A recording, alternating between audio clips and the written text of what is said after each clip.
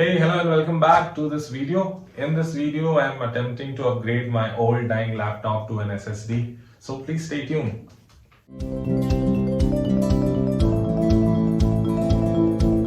Hello, welcome back. So as I was saying that today I am attempting to upgrade my old laptop to an SSD. This is a Lenovo U41. It's a i7 configuration with Nvidia graphics card, 8 GB RAM and Windows 10 with HDD 1 TB.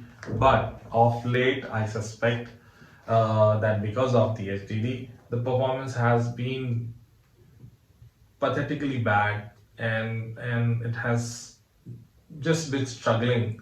So in fact, for last one and a half year, I have just abandoned using this laptop. But it has been my mainstay of all my work for quite a long time since 2015. So I finally decided to upgrade it to SSD in order to attempt to improve its performance back to its original. In fact, both better than the original state.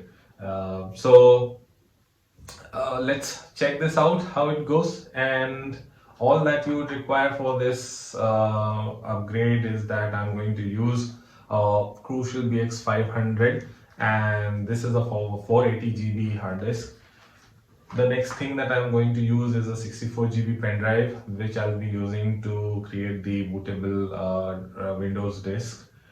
So I am actually trying to plug in the drive as is without cloning it with my existing hard disk, because I just don't want to carry in any viruses or anything if they're from my old hard disk. So I'll be attempting a fresh install.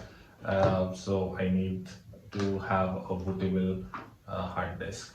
And last but not the least, just have a screwdriver set handy with you. So let's get started and let's see how it goes.